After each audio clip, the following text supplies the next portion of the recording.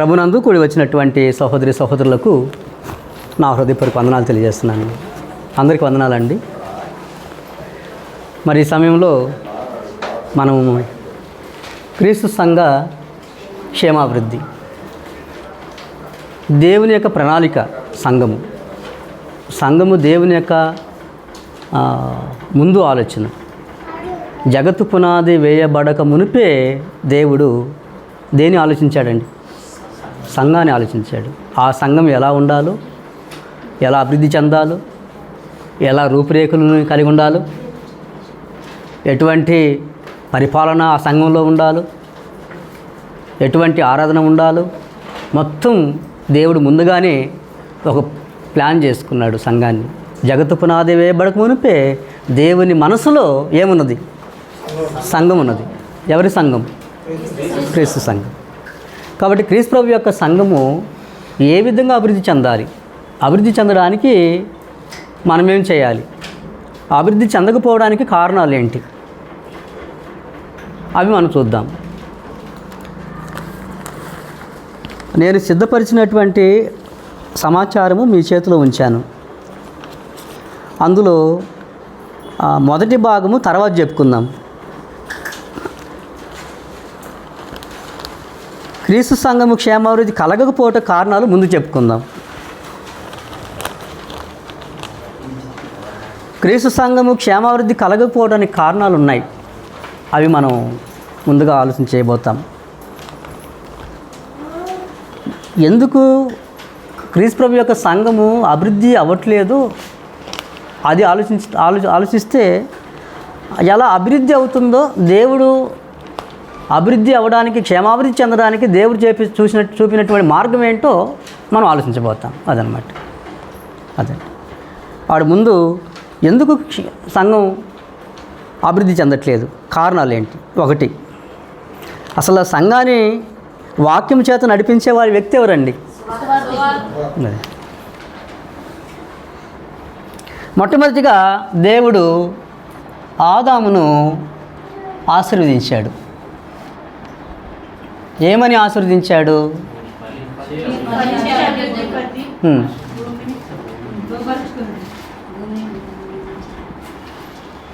ఏమని ఆశీర్వదించాడంటే, ఒకటి, మీరు ఫలించాలి, అభివృద్ధి పొందాలి, విస్తరించాలి.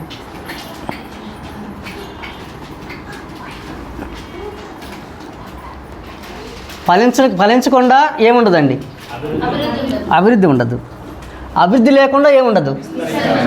విస్తరించడం ఉండదు. అప్పుడు దేవుడు అభివృద్ధి చెందాలన్నది ఆశీర్వాదమా? ఏమైనా ఆశీర్వాదం. అంటే అభివృద్ధి చెందినవాడు ఆశ్రయించబడినవాడు. అదనమాట. ఎక్కడ అభివృద్ధి ఉండదో అక్కడ ఆశీర్వాదం ఉండదు. అప్పుడు అభివృద్ధి చెందినవాడే ఆశ్రయించబడినవాడు. అదనమాట. సంఘం అభివృద్ధి చెందకపోతే అక్కడ ఆశీర్వాదాలు ఉండవు. సంఘం ఫలించిన చోట ఆశీర్వాదాలు ఉండవు కదండి. అప్పుడు ఫలించాలి, అభివృద్ధి చెందాలి. ఫలించడం అంటే విత్తనం విత్తాము, భూమిలో విత్తనం పడింది. అప్పుడు అది ఏమవ్వాలి? ఫలాలు, ముందు ఆకులు, చిగురు, ఫలాలు. అప్పుడు ఫలించాలంటే ఫలించడానికి కావాల్సినటువంటి వాతావరణము ఆ భూమిలో ఉండాలి. అదన్నమాట. ఆ భూమిలో ఆ వాతావరణం లేకపోతే ఆ మొక్క, ఆ విత్తనం ఫలించదు. ఎప్పుడైతే ఫలిస్తుందో మొత్తం ఏమవుతుంది? అభివృద్ధి చెందుతుంది. అప్పుడు అది అనేక విత్తనాలని కలిగి ఉంటుంది. ఫలించిన చెట్టు ఏం కలిగి ఉంటుంది? అనేక విత్తనాలు. అప్పుడు అనేక విత్తనాలు వేరే వేరే స్థలాల్లో ఏం చేయబడుతుంది? అది మరలా నాటబడుతుంది. అది అభివృద్ధి. అదనమాట. అలాగ అభివృద్ధి చెందుతుంది. అప్పుడు మొత్తం ఒక చెట్టు నుండి అనేక చెట్లు వచ్చేలాగా విత్తనాలు గల చెట్టు వృక్షాన్ని ఆయన కలగజేశాడు. అదండి. అప్పుడు మొత్తం ప్రపంచమంతా ఏమైపోయింది? ఆ చెట్టు విస్తరించింది. అదండి. ఫలించింది. ఇక్కడ ఫలిస్తే ఏమవుతుంది? అభివృద్ధి అయింది. అభివృద్ధి ఏమైంది? మళ్ళీ విస్తరిస్తుంది. అదన్నమాట. ఇక్కడ ఫలిస్తే ఇక్కడ అభివృద్ధి అవుతుంది, ఇక్కడ అభివృద్ధి అయితే విస్తరిస్తుంది. అర్థమైందండి.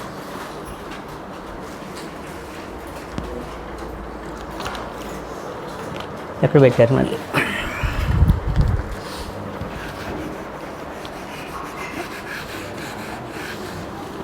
దేవుడు ఏ విధంగా అయితే భౌతికంగా మానవుణ్ణి ఫలించమని చెప్పాడో, అభివృద్ధి చెందమని చెప్పాడో, విస్తరించమని చెప్పాడో, అలాగే సంఘాన్ని కూడా దేవుడు ఫలించమంటున్నాడు, అభివృద్ధి చెందమంటున్నాడు, విస్తరించమంటున్నాడు కదండి. ఇదేమో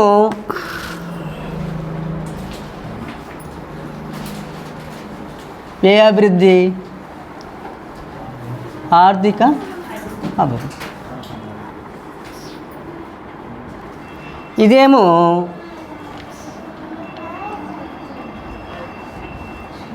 ఏ అభివృద్ధి? ఆత్మీయ అభివృద్ధి. కానీ మనుషుడు దేనికి ఇష్టపడుతున్నాడు ఎక్కువ?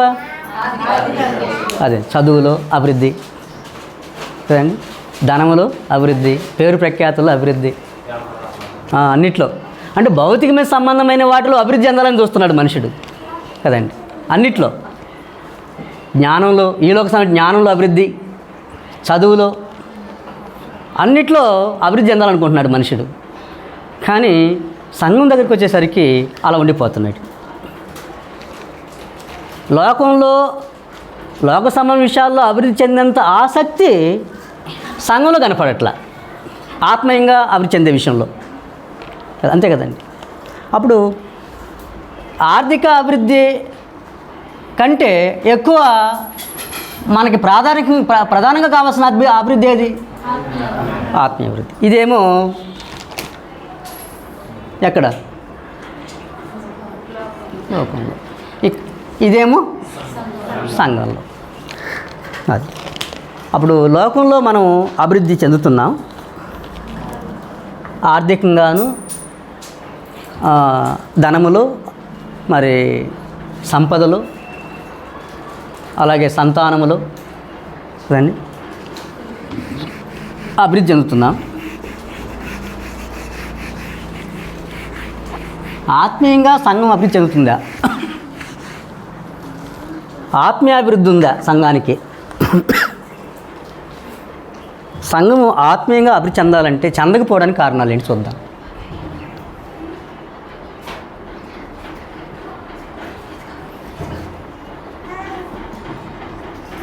క్రీస్తు సంఘము అభివృద్ధి చెందకపోవడానికి చెందకపోవుటకు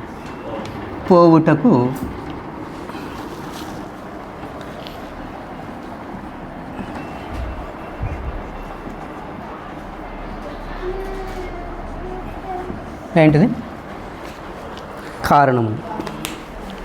క్రీస్తు సంఘము అభివృద్ధి చెందకపోవటకు కారణాలు. ఎందుకు అభివృద్ధి చెందకపోతుంది సంఘము? మెయిన్ వ్యక్తి ఎవరండి? సువార్థికుడు, ఒక దైవజనుడు సరిగా జీవించకపోతే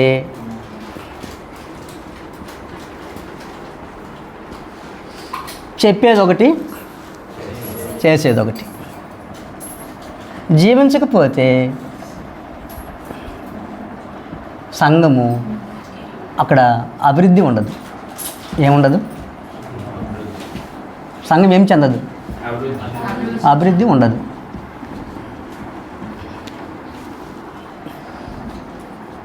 అభివృద్ధి ఉండదు. ఎవరు ప్రాముఖ్యం అభివృద్ధి చెందడానికి? అది నేనే కారణం. సంఘం అభివృద్ధి చెందకపోవడానికి ఎవరో కాదు, నేనే కారణం. నా జీవితం సరిలేకపోవడం, వాక్యం చెప్పాలనుంది, నాకు జీవించడం ఎలాగో తెలియలే. వాక్యం చెప్పడానికి ముందుకు వెళ్ళిపోతాం పరిగెత్తుకొని. నేను చెప్తా. జీవించడం ముందా, బోధించడం ముందా? బోధకులు ఎక్కువ మంది ఉన్నారా, జీవించే వాళ్ళు ఎక్కువ మంది ఉన్నారా? అదండి, అట్లా అయిపోయింది మనకి పరిస్థితి కదండి. వాస్తవంగా జీవించే వాళ్ళు ఎక్కువ అయి ఉండాలి, బోధకులు తక్కువగా ఉండాలి. ఎందుకు బోధకులు తక్కువగా ఉండాలి? మీరు అనేకులు బోధకులు కాకుండా. ఎందుకంటే మనం అనేక విషయాల్లో తప్పిపోతున్నాం, ఒక విషయంలో కాదు. అన్నాడా లేదు యాకోబు గారు? ఏమన్నాడు 3వ అధ్యాయంలో, యాకోబు పత్రిక 3వ అధ్యాయంలో, మనం అనేక విషయంలో మనం అందరము బోధకులమైన మనము మరీ కఠినమైన తీర్పు పొందమని తెలుసుకొని మీలో అనేకులు బోధకులు కాకుండా. మిమ్మల్ని బట్టే కదా నా నామం అన్యజనుల మధ్య దూషించబడుతుంది. అదండి. కాబట్టి మీరు చెప్పుదురే కానీ చేయరు అన్నట్టుగా మన జీవితాలు ఉండకూడదు. కాబట్టి ఈ లోకంలో చూసుకున్నట్లయితే మనకు మంచి సాక్ష్యం కనపడతాయి. పాస్టర్ గారికి 2 భార్యలు అంటండి అంటారు కదండి. పాస్టర్ గారు ఆయనే బోధించాలంటండి, నడిపించేది ఆయన అంటేనండి, ఆయన తప్ప ఇంకెవరికి అవకాశం ఇవ్వండి. ఎవరు కారకులు అయ్యారు ఇప్పుడు అభివృద్ధి చెందకపోవడానికి? అదే సంఘం యొక్క చేతులు ఏం చేస్తున్నాడు? సువార్త ప్రకటించాల్సింది సంఘం ద్వారానా, సువార్థికుడు ఒక్కడి ద్వారానా? అప్పుడు సంఘాన్ని నోరు కప్పిపెట్టేసి సేవకుడు మాత్రమే అధికారం చేస్తూ ఉన్నాడు. సేవకుడి యొక్క ప్రవర్తన సరిలేకపోతే సంఘము అభివృద్ధి చెందదు. అర్థమైందండి. మాదిరికరమైన జీవితం లేకపోతే సంఘం అభివృద్ధి చెందదు. ఈనాడు సంఘం అభివృద్ధికి అడ్డుగా ముందు ఎవరు నిలుస్తున్నారండి? సేవకుడే నిలుస్తున్నాడండి. విస్తరించట్లేదు సేవ. అదండి, సరిగా పని చేయడు, కానుకలు మాత్రం కావాలి కదండి. పని ఉండదు సరిగా. డబ్బు సంఘం ఇవ్వకపోతే అక్కడక్కడ మీటింగ్కి వెళ్ళిపోతాడు. వాళ్ళు ఇచ్చేది వీళ్ళు ఇచ్చేది కోసం చూస్తుంటాడు, చేయి చాపుతాడు. నీ ప్రవర్తన సరి లేకపోతే ఆ సంఘం అభివృద్ధి చెందదు. సేవకుడు నిందలేని వాడుగా ఉండాలి. ఎలా ఉండాలండి? నిందారహితుడివై ఉండుము అన్నాడు. నీ యవనం బట్టి ఎవడు నిన్ను తుణీకరించకుండా చూసుకో అన్నాడు. నీ యవనాన్ని బట్టి ఎవడు నిన్నేం చేయకూడదు? తృణీకరించకూడదు. నీ మాటలోను, ప్రవర్తనలోను, ప్రేమలోను, విశ్వాసంలోను విశ్వాసులకు మాదిరిగా ఉండము. నిన్ను గూర్చి, నీ బోధన గూర్చి ఎలా ఉండమన్నాడు? జాగ్రత్తగా ఉండమన్నాడు. ఫస్ట్ నిన్ను గూర్చా, నీ బోధన గూర్చా? ఫస్ట్ నిన్ను గూర్చి జాగ్రత్త ఉండు, తర్వాత నీ బోధన గూర్చి. అదన్నమాట. నిన్ను గూర్చి, నీ బోధన గూర్చి. ఫస్ట్ నిన్ను నువ్వు సరి చేసుకోకపోతే నీ బోధ నేను సరి చేస్తావు, నీ బోధ వినేవాళ్ళు నేను సరి చేస్తావు. అర్థమవుతుందండి. కాబట్టి నన్ను గూర్చి నేను జాగ్రత్తగా చూసుకోగలిగితే నా బోధను వినేవారిని కూడా నేను ఏం చేయగలను? రక్షించగలను. నన్ను గురించి నేను సరిగా నేను ఉన్నానా లేదో చూసుకొని మాదిరికరంగా నేను జీవిస్తే నన్ను రక్షించుకుంటాను, నా బోధ వినేవారిని రక్షించుకుంటాను. అప్పుడు సంఘం ఏమవుతుంది? అభివృద్ధి అవుతుంది. అదండి. తర్వాత ఎవరు కారణం అండి సంఘం అభివృద్ధి చెందకపోవడానికి? ఎవరు కారణం? రెండు సేవకుడు సంఘమునకు వాక్యమును చాలినంతగా సరిగా కావలసినంతగా ఇవ్వకపోవడము. సరైనటువంటి బోధ లేని చోట అభివృద్ధి ఉండదు. వాక్యాన్ని సమృద్ధిగా ఇస్తే సంఘం అభివృద్ధి అవుతుంది. వాక్యం సమృద్ధి గీయలేదనుకో, ఇప్పుడు చాలామంది రుచి మరగడానికి బాగా అలవాటు పడ్డారు. మామూలు హోటల్లో కాదు, ఎక్కడ ఆ టీవీలో చూడడం, ఈ టీవీలో చూడడం, ఈ ప్రసంగం బాగుంది అక్కడ చల్లగా దారుకుంటారు అన్నమాట. అక్కడికి ఆడ బాగుంది, ఏడు బాగుంది, ఏడు బాగుంది, ఏడు బాగుంది, ఆయన బాగా చెప్పాడు, ఈయన బాగా చెప్పాడు. నువ్వు బాగా చెప్పలేదు కాబట్టి అక్కడ చూస్తున్నారు. నువ్వు సరిగా వాక్యం ఇవ్వట్లేదు కాబట్టి పక్కకు చూస్తున్నారు వాళ్ళు. అభివృద్ధి చెందడం కాదు, ఉన్నది పాడైపోద్ది ముందు. వాక్యం లేని చోట, నీరు లేని చోట మొక్క మలుసుద్దా? ఎక్కడ ఎడారిలో పోయి నాటావు మొక్కని, పలుస్తుందా? బీడి భూముల్లో విత్తనం వేస్తే ఏమవుతుందండి? ఎండిపోతుంది, ఫలాలు ఉండవు. కాబట్టి దేవుని వాక్యము సంఘాన్ని అభివృద్ధి చేస్తుంది. వాక్యం ఉన్న చోట సంఘం అభివృద్ధి చెందుతుంది కదండి. ఎలా ఇవ్వాలండి వాక్యం సేవకుడు సంఘానికి? సమృద్ధిగా.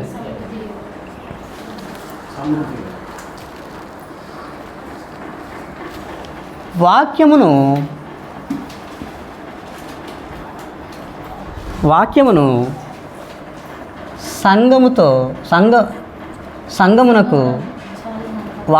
సంఘమునకు ఎంత ఇవ్వాలట? చాలినంత ఇవ్వకపోతే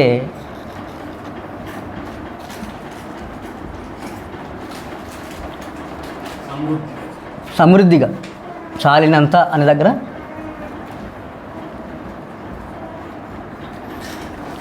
ఇవ్వకపోతే ఆ సంఘము ఏం చెందదు?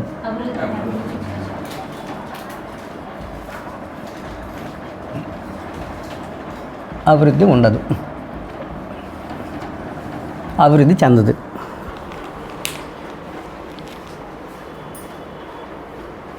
నాకే తెలియదు సంఘానికి ఏమి ఇమ్మంటావు అంటారా? నేనే ఎదగల వాక్యంలో, సంఘం ఏమి పెంచుతాను? నాకే తెలియదు, నాకే చాలా డౌట్స్ ఉన్నాయి మళ్ళీ కదండి. నాకే అర్థం కాక అక్కడక్కడ తిరుగుతున్నా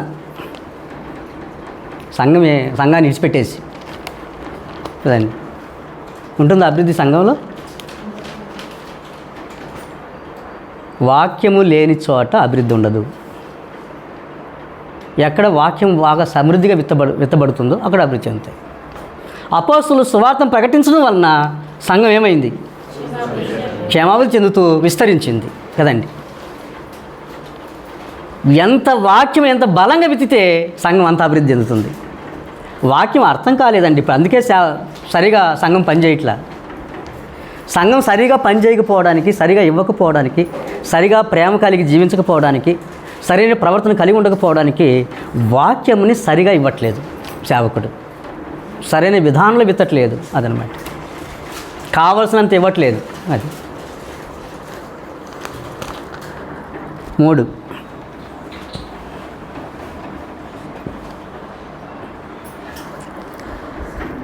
సేవకుని కుటుంబము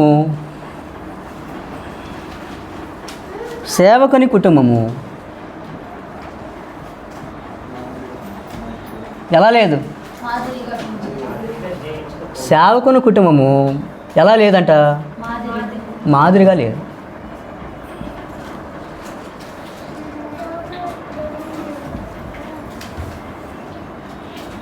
సేవకుని కుటుంబము మాదిరిగా లేకపోతే ఏముండదు? సంఘం ఏం చెందదు?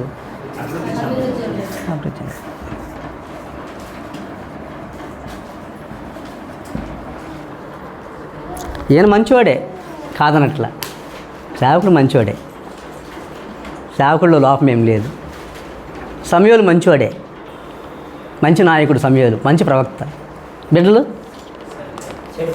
చెడిపోయారు. మంచి సాక్ష్యం పొందారా? తండ్రికి మంచి సాక్ష్యం వచ్చిందా? నీ పిల్లలు నీ ప్రవర్తన వంటి ప్రవర్తన గలవారు కాదు. నువ్వేమో ముసలోడివి, వాళ్ళ మీద మా మీద న్యాయాధిపతులుగా పెట్టావు. వాళ్ళ ప్రవర్తన లంచాలు పెట్టుకుంటున్నారు, అన్యాయ తీర్పు తీరుస్తున్నారు కదండి. వ్యభిచారులు అయిపోయారు వాళ్ళు కదండి. ఈనాడు సేవకుల బిడ్డలు ఎక్కడ కనపడుతున్నారండి మనకి? సినిమా హాల్లో, షికారులకి కదండి. ఇంకా బీభత్సం వేరేగా తిరుగుతున్నారు. అనేకమైన విధానాలకి, అనేకమైన అలవాట్లకి బానిస అయిపోయారు. ఒక సేవకుని కుటుంబంకి వెళ్తే వందనాలు చెప్పరండి. సేవకుడు వస్తే ఆ ఇంట్లో సేవకుని బిడ్డలే, మా డాడీ సేవకుడు, నేను ఇంకొకరికి వందనాలు చెప్పడం ఏంటి? అట్లా ఉంటారండి. కదండి. అంటే మా నాన్నకే ఘనత దక్కాలి, ఏ సేవకుడు వచ్చినా వందనాలు చెప్పకూడదు అదనమాట. విరివియరండి, అసలు లేచి కూర్చోరండి అసలు సేవకుడు వస్తే. ఆ టీవీ చూస్తూ ఉంటారండి, పట్టించుకోరండి సేవకుడు వస్తే ఇంటికి. మళ్ళీ సేవకుని కుటుంబం మాదిరి నాది అది. సంఘానికి ఏదైనా మీటింగ్ పెట్టినప్పుడు సేవకుడే కష్టపడుతూ ఉంటాడు, ఆ కుటుంబం మాత్రం పట్టించుకోదు. ఎందుకని? అతను సేవకుడికి అక్కడ విలువ లేదు ఆ కుటుంబంలో. అది అనమాట. చేసుకోపో, నువ్వే చేసుకో, అంతా మాకేం సంబంధం లేదు అంటారన్నమాట. కుటుంబంలో విలువిస్తే, కుటుంబంలో విలువగా బతికితే సేవకుడు కుటుంబం మాదిరిగా ఉంటుంది కదండి. భార్యని బాధ పెట్టకూడదు, పిల్లల్ని బాధ పెట్టకూడదు. ఎవరికి బాధ అంటే బయట వాళ్ళకి బాధ అంటాడు, ఇంట్లో చెప్పుకోడు, ఇంటిని సరి చేసుకోడు కదండి. ఇంట్లో మాదిరిగా ఉండడు. ఇంట్లో మాదిరిని కనపరిస్తే సంఘం ఆటోమేటిక్గా, సంఘము సేవకుని మాత్రమే చూస్తుందా? సంఘము సేవకుని కుటుంబం కూడా చూస్తుందా? కుటుంబాన్ని కూడా చూస్తుంది. సేవకుడు ఎప్పుడైతే పిల్లల్ని దైవికంగా పెంచుతాడో, నా బిడ్డల్ని నేను సరిగా పెంచితే మీ బిడ్డల్ని సరిగా పెంచండి, మీ పిల్లల్ని చక్కగా పెంచండి అని చెప్పేదానికి నాకేముంటుంది? అధికారం ఉంటుంది. ఒకవేళ నా బిడ్డలు రాంగ్ స్టెప్లో ఉండి మీ బిడ్డలను బాగా చూసుకోండి, మీ బిడ్డలు సరి చేసుకోండి నేను చెప్తున్నాను, మీకు ఎట్లా ఉంటుంది? అంతే. నేను ఆచరణ లేకుండా బోధిస్తున్నాను అదనమాట. నేను ఆచరించకుండా నేను బోధిస్తే అది రాంగ్ కదండి. అక్కడ ఫలాలు ఉండవు, అభివృద్ధి ఉండదు. ముందు నేను నా ఇంటి వారిని యెహోవాను సేవిస్తాను, అప్పుడు మీరు ఎవరిని సేవిస్తారో మీరు కోరుకోండి అన్నాడు కదండి. కుటుంబాలుగా రక్షించబడ్డాయా బైబిల్లో? ఒక్కొక్కరుగా రక్షించబడ్డారా? కుటుంబాలుగా రక్షించబడ్డాయి కదండి.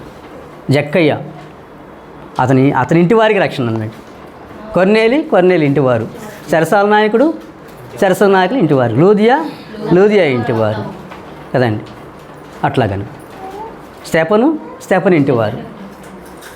అలాగా కుటుంబాలుగా రక్షణ పొందాయి అదనమాట. మీరు కూడా సంఘానికి వెళ్ళేటప్పుడు ఎవరిని వెంట పెట్టుకొని వెళ్ళండి? కుటుంబాన్ని వెంట పెట్టుకొని వెళ్ళండి. అప్పుడు చక్కగా ఉంటుంది ఆ కుటుంబం, బాగా అభివృద్ధి చెందుతుంది ఆ కుటుంబం. కుటుంబ అభివృద్ధే సంఘ అభివృద్ధి, కుటుంబ అభివృద్ధే సంఘ అభివృద్ధి. కుటుంబం మాదిరిగా ఉంటే సంఘం మాదిరిగా ఉంటుంది కదండి. కాబట్టి తన కుటుంబాన్ని సరి చేసుకోవాలి. ఎవరండి? మీ దగ్గరికి వస్తారు, ఇంకా విశ్వాసాల దగ్గర రాలేదు. ఇంకా ఇప్పుడు మనకి ఎవరి గురించి మాట్లాడుకుంటున్నాం? సాకుడి గురించే మాట్లాడుకుంటాం. సరే, ఇప్పుడు సంఘం దగ్గరికి వద్దాం.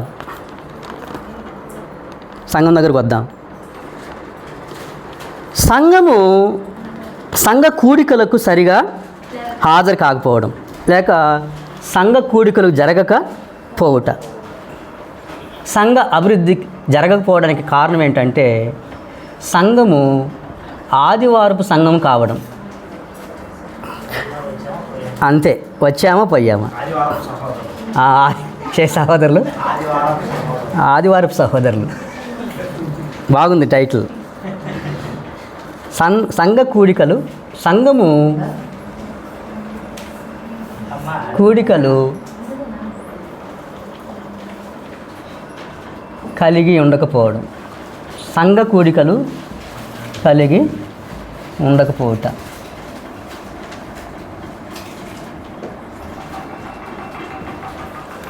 సంఘము ఎప్పుడు కూడా ఒకరోజు కూడుకోకూడదండి. ఒకరోజు కూడుకుంటే అభివృద్ధి చెందదు. ఆదివారం కూడుకుంటే సంఘం ఎప్పటికీ అభివృద్ధి చెందదు. ఒకసారి అపోస్తల కార్యం చూద్దాం. అపోస్తల కార్యం 2వ అధ్యాయము 46వ వచనం. మరియు వారు ఏక మనస్కులై ప్రతిదినము దేవాలయములో ప్రతిదినము, ఏ దినం అండి? ప్రతి దినము దేవాలయంలో తప్పగా కూడుకొనుచు ఇంటింటా రొట్టె విరుచుచు దేవుని స్తుతించుచు ప్రజలందరి వలన దయ పొందిన వారై ఆనందముతోను నిష్కాపట్యమైన హృదయముతోను ఆహారం పుచ్చుకొనుచుండరి. వీరు ప్రతిదినము దేవాలయంలో తప్పక కూడుకొనొచ్చు. మనమేమంటాం ప్రతిదినం అంటే? మనము ప్రతిదినం రండి అంటే ఏమంటాం? ఏడ కుదురుతుందండి? మీకు కుదిరింది మాకు కుదరద్దు అంటామా లేదా? వాళ్ళకి భార్య బిడ్డలు లేరా కూడుకున్న వాళ్ళకి? అపోస్తలుల 2వ అధ్యాయంలో ఉద్యోగాలు వ్యాపారాలు లేవా? బాధ్యతలు లేవా? ఏమండి, మనం మాత్రం ఏమైపోతున్నాం? బిజీ అండి. మనం ఏమైపోయాం? బిజీ. ఇప్పుడు చెప్పండి, అభివృద్ధి చెందుతుందా సంఘం? సంఘం అభివృద్ధి చెందుతుందా?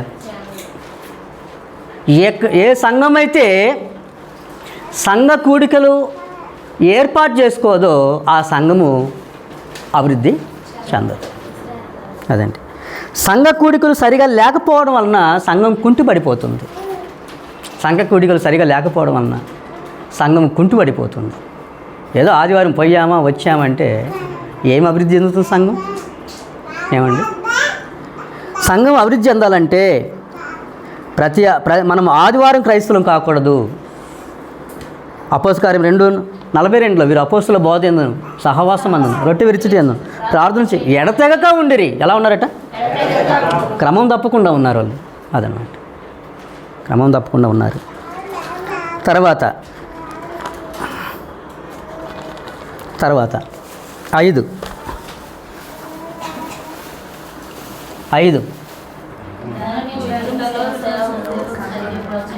ధనము. ఏది సమస్య ఇప్పుడు సంఘం అభివృద్ధి చెందకపోవడానికి? ధనం.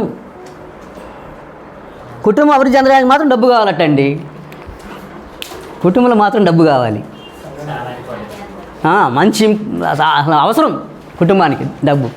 దేనికి అవసరం లేదు? అవునా అండి? అవునా? రాంగ్. అప్పుడు సేవకుడు సంఘము సమృద్ధిగా ఇచ్చేలా ఏం చేయాలి? సంఘాన్ని ప్రోత్సహించాలి. అదనమాట. ఏ సంఘం అయితే ఇచ్చుట్లో పిసనారితనం కలిగి ఉందో ఆ సంఘం అభివృద్ధి చెందదు. ఏ సంఘం అయితే ఇచ్చే విషయంలో వెనకబడిపోయిందో ఆ సంఘం అభివృద్ధి చెందదు. అదనమాట. ఇచ్చే విషయంలో మాదిరిగా ఉన్నారండి. దావీదు కాలంలో మీకు రిఫరెన్స్ ఇచ్చాను. అక్కడ ముందు సిద్ధపడింది ఎవరండి? అక్కడ ఒకసారి చదువుదాం ఆ వచనాన్ని. మొదటి దిన 29:1. తర్వాత రాజైన దావీదు కూడా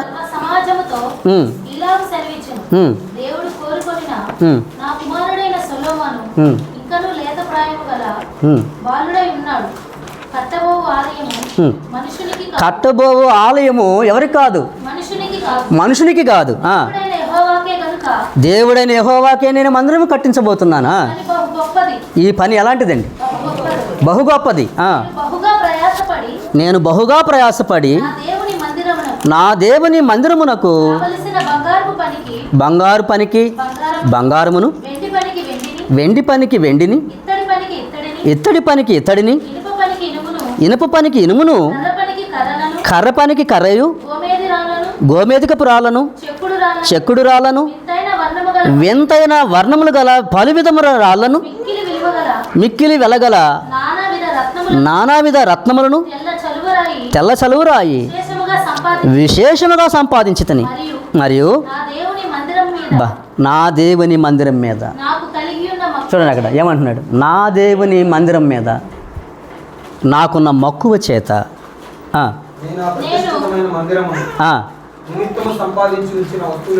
కాక నా స్వంతమైన బంగారమును వెండిని నా దేవుని మందిరమునకు నేను ఇచ్చేదను. అదనమాట, నా దేవుని మందిరానికి నేను ఇస్తాను. నా అధికారం ఇవ్వడానికి నా బాధ్యత అది. నా మందిరం అది, నా ఇల్లు. అదనమాట, నా దేవుని ఇల్లు, నా దేవుని ఇంటి పనిని కొరకు నేను ఇస్తాను. అదనమాట, నా దేవుని మందిరం అంటే నాది అన్నంతగా ఫీల్ అయ్యాడు అనమాట. ఇది నా బాధ్యత అన్నట్టు ఫీల్ అయ్యాడు. ఇది నేను ఇంట్లో వాడిని అదనమాట. ఇది తండ్రి ఇల్లు, నా తండ్రి ఇంటి పని మీద నేను ఉన్నాను అన్నట్టు. తర్వాత నేను నా దేవుని మందిరము నిమిత్తము నేను ఇచ్చేదను, గదుల గోడల రేకు మూతలకు బంగారపు పనికి బంగారమును, వెండి పనికి వెండిని, పనివారు చేయ ప్రతి విధమైన పనికి 6,000 మనుగుల ఓపీరు బంగారమును. అంత మనుగులే, కేజీలు కాదు. 14,000 మనుగుల పుటం వేయబడిన వెండిని ఇచ్చుచున్నాను. ఈ దినమున యెహోవాకు ప్రతిష్ఠితముగా మనఃపూర్వకముగా. అదనమాట. ఫస్ట్ ఎవరు సిద్ధపడ్డారండి దానికి? ఈనాడు సేవకుడు ఏమంటాడండి? నేను ఇవ్వను, నేను ఎప్పుడు కూడా నేను ఎంత ఉంది అదనమాట. సేవకుడు ఎప్పుడైతే ఇలా ఉంటాడో అప్పుడు సంఘం కూడా ఇలా వస్తుంది. సేవకుడు ఎప్పుడు ఇలా ఉంటాడో సంఘం ఇట్లా బిగించుకొని ఉంటుంది అనమాట. అట్లా ఉంటుంది అనమాట. అర్థమవుతుందండి. దావీదు ముందు ఇవ్వడానికి ప్రేరేపించబడ్డా, సంఘాన్ని జనులు ముందుగా ప్రేరేపిస్తున్నాడా? ముందు ఆయన సిద్ధపడ్డాడు ఇవ్వడానికి. అవును కదండి. ఆయన సిద్ధపడి దాని మాదిరిగా కనపరిచి నిర్ణయం చేసుకొని, మీలో మనఃపూర్వకంగా ఇచ్చేవారు ఎవరైనా ఉన్నారా? కమెంట్ చేస్తున్నాడా? ఉన్నారా అని చెప్పి అడుగుతున్నాడా? కమెంట్ చేశాడా? ఇవ్వండి, తీసురామ్మా, ఆ కోడి పెట్టి తీసురా, కూరండు అంటున్నాడా? కమెంట్ చేస్తున్నాడా? తీసురా, నీకు ఎంత వచ్చింది, ఆ దర్శన భాగం తీసుకొచ్చి పెట్టి అక్కడ అంటున్నాడా? మనఃపూర్వకంగా. ఎలా వేయాలట? మీరు ఇష్టపూర్వకంగా మనఃపూర్వకంగా ఇచ్చేవారు ఎవరైనా ఉన్నారా అని అడిగినప్పుడు వాళ్ళు స్పందించారు. రాజే ఇబ్బంది లేనిది మేము ఇవ్వలేమా? అది ఎవరి పని? దేవుని పని. అలా భావించారనమాట. ఇది మన పని కాదు, మన సొంత పని కాదు, దేవుని పని చేస్తున్నాం. అది మహా గొప్ప పని, ఉన్నతమైన పని. కనుక ఆ పనికి మేము ఇవ్వకపోతే ఎట్లా అనుకున్నారనమాట వాళ్ళు. ఎలాగా ఇవ్వకపోతే ఎట్లా అంత ఫీల్ అయ్యారనమాట. మేము ఇవ్వకపోతే మేము ఇంకేమైపోతాం? మేము అది మందిరం దేవుని సన్నిధిలో దేవుని మందిరం ఏమైపోతుంది కట్టకపోతే? అలా ఫీల్ అయ్యారనమాట. అప్పుడు వాళ్ళు వచ్చారనమాట.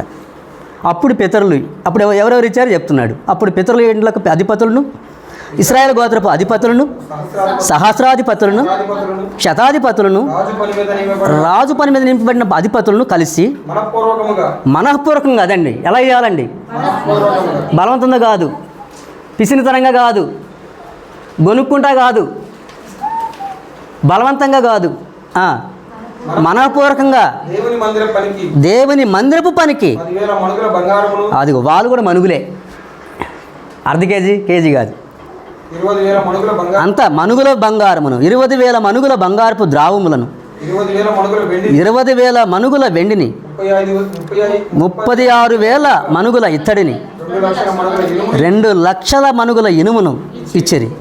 తమ యొద్ద రత్నములున్నవారు వాటిని తెచ్చి యెహోవా మందిరపు బొక్కసం మీద ఉన్న గెర్షోనీయుడైన అహియేలునకు ఇచ్చిరి. వారు పూర్ణ హృదయముతో యెహోవాకు ఇచ్చిరి గనుక వారు. దావీదు కూడా బహుగా సంతోషించి. ఎక్కడుంది సంతోషం?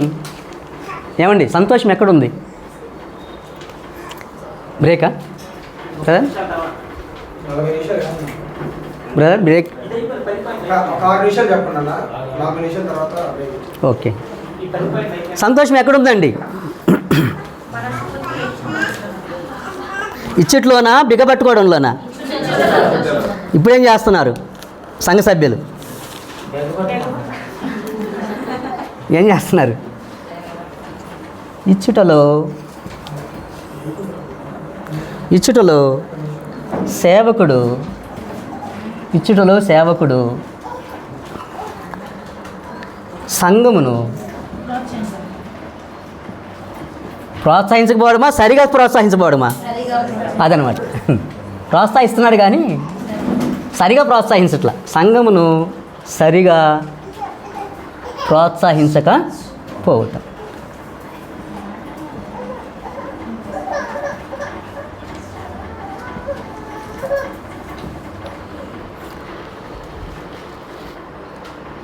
అదొక కారణం అండి, ఇవ్వకపోవడం కారణం.